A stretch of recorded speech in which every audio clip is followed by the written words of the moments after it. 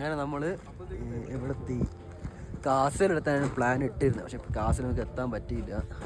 അപ്പോൾ നമ്മളിപ്പോൾ നാക്കോ എന്ന സ്ഥലത്താണ്. നമ്മൾ രാവിലത്തെ ആ ടീം നമ്മുടെ കൂടെ തന്നെ ഉണ്ട്. അതുപോലെ തന്നെ നമ്മൾ അവരുടെ ഫാമിലീസില്ല, അവരും നമ്മുടെ കൂടെ തന്നെ എത്തിയിട്ടുണ്ട്.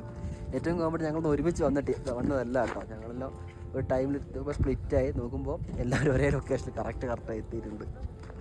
അങ്ങനെ ഇവിടെ വെച്ചാൽ റൂം എല്ലാവരും ഏകദേശം റൂം എത്തുന്നത്, അത് വേറെ കോമഡി, ഒരേ ഏരിയ തന്നെ. അങ്ങനെ എന്തായാലും പൊളിയായിട്ടുണ്ട്. അങ്ങനെ പിന്നെ ഇവിടെ നാക്കോ ലേക്കും കാര്യങ്ങളൊക്കെ ഉണ്ട്. അത് നമുക്ക് നാളെ കാണാം.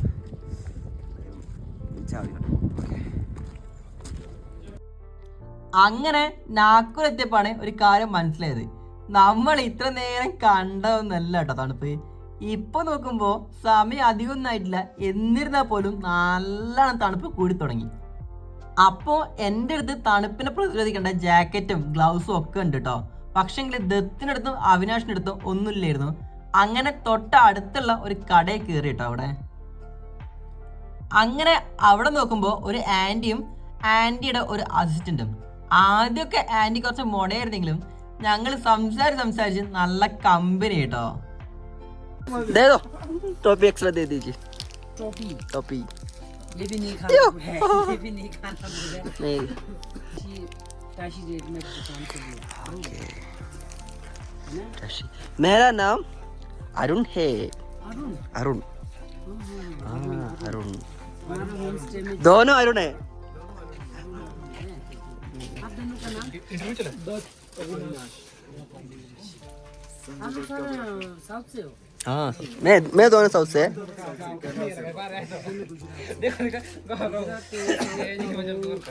कर्नाटक का वो बहुत ही अच्छा है. नहीं वहाँ के लोग बहुत अच्छा है, पर हरियाणा डेंजर है.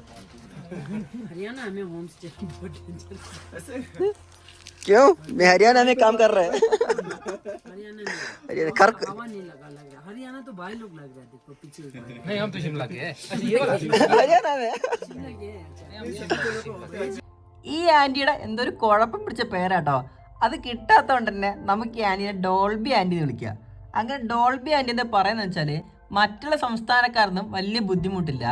ഈ ഹരിയാന ടീംസ് എപ്പോഴൊക്കെ പുള്ളിക്കാരത്തിന് ഹോം സ്റ്റേയിൽ വന്നിട്ടുണ്ടോ അപ്പോഴൊക്കെ എന്തെങ്കിലും കട്ടോണ്ടോ അല്ലെങ്കിൽ എന്തെങ്കിലുമൊക്കെ കുഴപ്പം പിടിച്ച പരിപാടിയൊക്കെ ചെയ്തു വെക്കുന്നു പറഞ്ഞിട്ടുള്ളത്.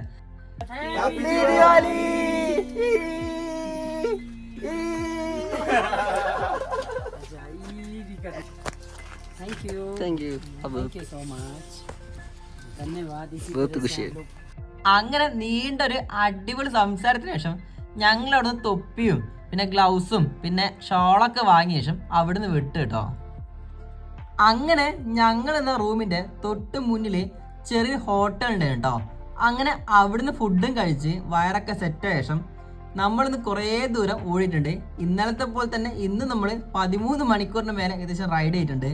അപ്പം നമുക്ക് എത്രയും വേണ്ട റെസ്റ്റ് ചെയ്തിട്ട് നാളെ രാവിലെ കാസയിലേക്ക് വെച്ച് പിടിക്കാൻ തീരുമാനിച്ചിട്ടോ.